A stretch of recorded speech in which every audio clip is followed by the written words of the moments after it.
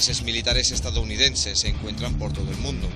¿Y ustedes quieren decir que nosotros tenemos una postura agresiva? Así que haremos todo lo que sea necesario. La riqueza potencial que tiene Venezuela. Ya basta de intervencionismo imperialista. El que se mete con Venezuela se seca. Análisis global.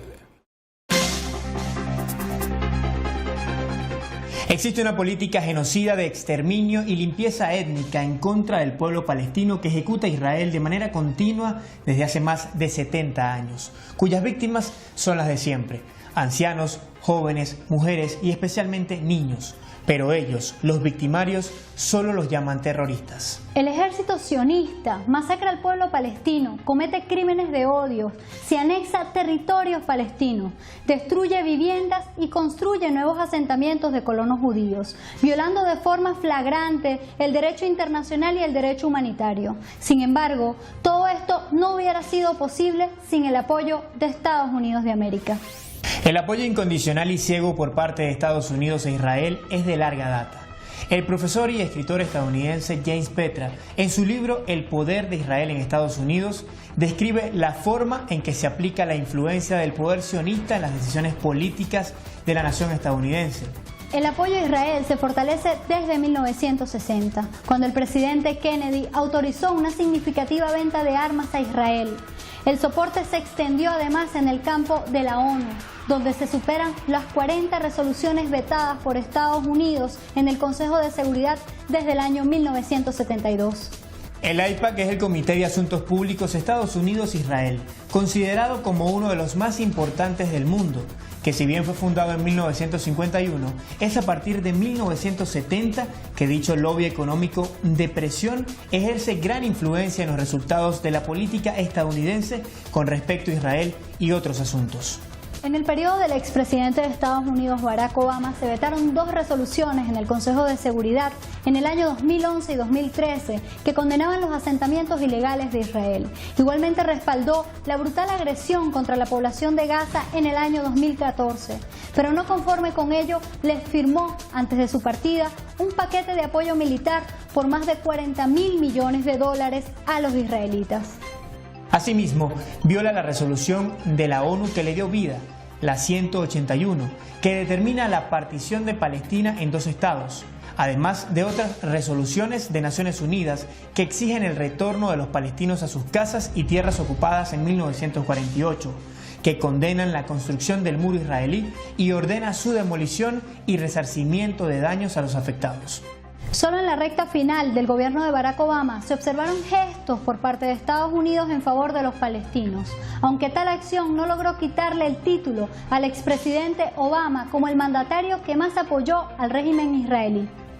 En diciembre de 2016, en el Consejo de Seguridad de las Naciones Unidas se aprobó la resolución 2334, que condena los asentamientos colonos judíos en territorios de la Ribera Occidental y señala la violación por parte de Israel del derecho internacional, un grave obstáculo para lo que significa la resolución del conflicto a través de la creación de 2 estados. Ante la aprobación de la resolución contra Israel, el presidente Trump escribió que a partir de su toma de posesión el 20 de enero del 2017, al llegar a la Casa Blanca, las cosas en la ONU serían distintas.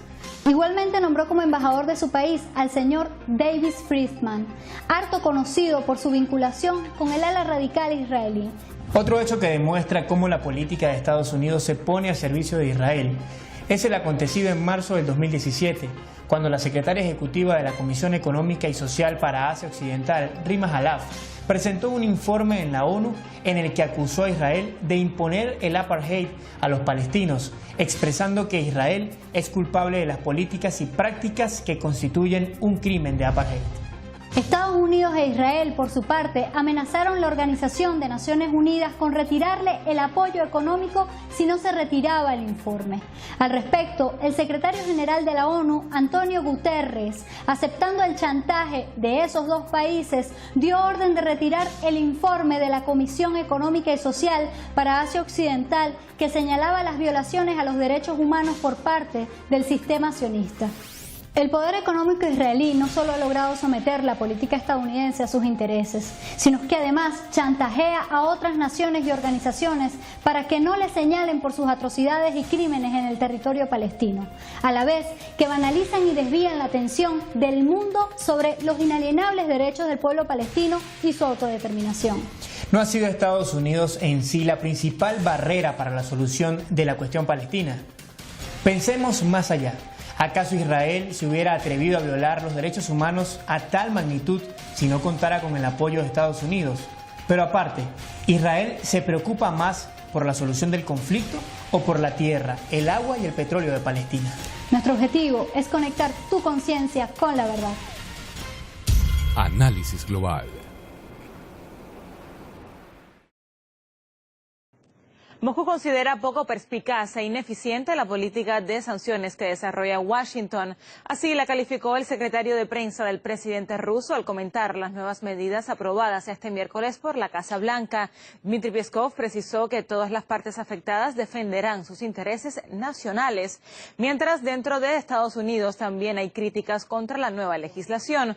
Muchos aseguran que Donald Trump ha demostrado debilidad.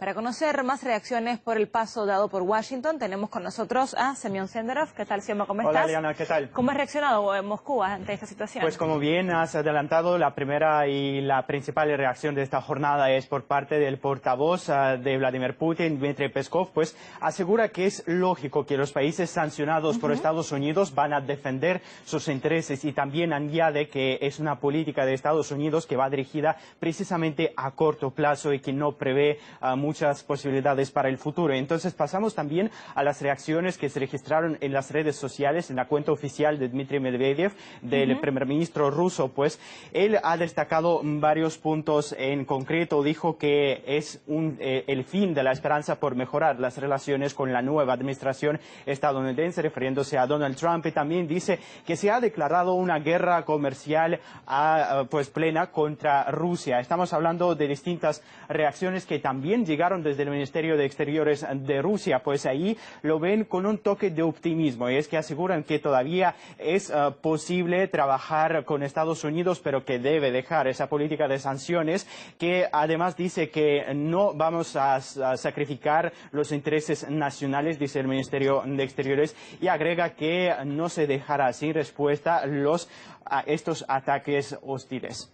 Vaya, Xioma, ¿y qué otros datos podemos destacar de todo este escenario? Pues curiosamente que el paquete de sanciones no va dirigido solo en contra de Rusia, sino también contra Irán y Corea del Norte. Pues aquí nos vamos a fijar en Irán, que como bien sabes, pues dice que el acuerdo nuclear ha sido violado y que van a actuar de forma adecuada y proporcional. Pues ¿qué pasa aquí? 2015, cuando se firmó ese acuerdo nuclear por este país de Irán y 6 otras potencias, pues se ha establecido que iba a disminuir la producción nuclear, que iba a permitir a vigilar todo el proceso, que nunca iba a hacerlo, solo iba a hacerlo en plan pacífico. Y entonces se ha establecido un grupo de observadores y se ha destacado que pues van a levantar las sanciones de manera gradual. Y sin embargo, ¿qué pasa ahora por parte de Estados Unidos, que participaba en ese acuerdo, que pues dice que impone más sanciones, hecho que de hecho van a denunciar ante la organización que precisamente está vigilando? Y pasamos también a Estados Unidos. ¿Qué pasa en Estados Unidos? Y es que ahí parece todo un caos de declaraciones. Empezamos por Rex Tillerson, que es secretario de Estado de Estados Unidos. Dice que ni el presidente ni yo nos alegramos por las acciones del Congreso dirigidas a la elaboración de estas sanciones. Curiosamente que lo diga, porque Donald Trump explicaba, de hecho ha mandado unas declaraciones después de firmar él mismo este paquete de sanciones. Pues el mismo presidente bueno, pasamos primero al Congreso, que hay una reacción del Congreso que precisamente van a vigilar este proceso de sanciones. ¿Por qué dice? Dice que el Congreso deberá tener los ojos abiertos con la implementación de esta crítica ley.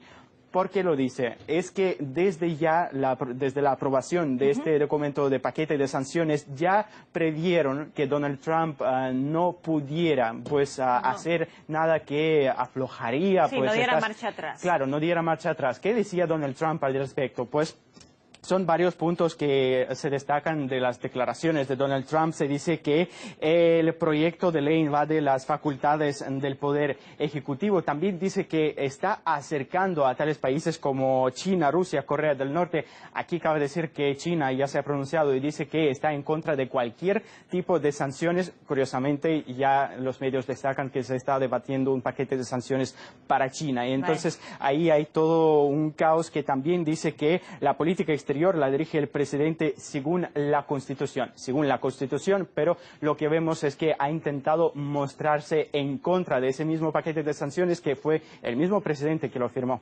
Vaya, Simeón, muchas gracias por esta información, bien complejo todo este escenario, gracias. Realmente enviaron a Donald Trump a hacerse una especie de harakiri, porque él no está a favor de esas sanciones, como se ha visto desde que asumió la presidencia y sus intentos de hacer buenas relaciones con Rusia. Pero hecho desde el Congreso, lo que vendría a hacerle a Donald Trump, si no lo firma, es que el vendaval que ya se ha desatado sería peor internamente contra él en los Estados Unidos, y esto le daría lugar a sus enemigos para decir que él mismo se incrimina en lo que se ha llamado Rusia Gate, ¿no? O sea, el asunto de que Rusia sí intervino en las elecciones en los Estados Unidos. Creo que no le quedaba alternativa, y entre las que le quedaba a Donald Trump era firmar, ¿no? Tal vez no le dé una buena visión internacional en ello, pero sí internamente, pues por lo menos le ayuda a paliar un poco todo ese vendaval de críticas que ha estado viniendo desde poco antes de que asumiera la presidencia hasta ahora. Así que lo dejaron realmente en un callejón sin salida, aunque él no esté de acuerdo. Roberto, Donald Trump ya ha dicho que estas sanciones van a hacer daño a su economía, también a la economía de sus socios. Además, ha mencionado que podrían acercar todavía más a Rusia con China, algo que Estados Unidos en general no quiere que suceda. ¿Qué está pasando? Parece que el establishment norteamericano opta por, digamos, cortar sus alas, ¿no?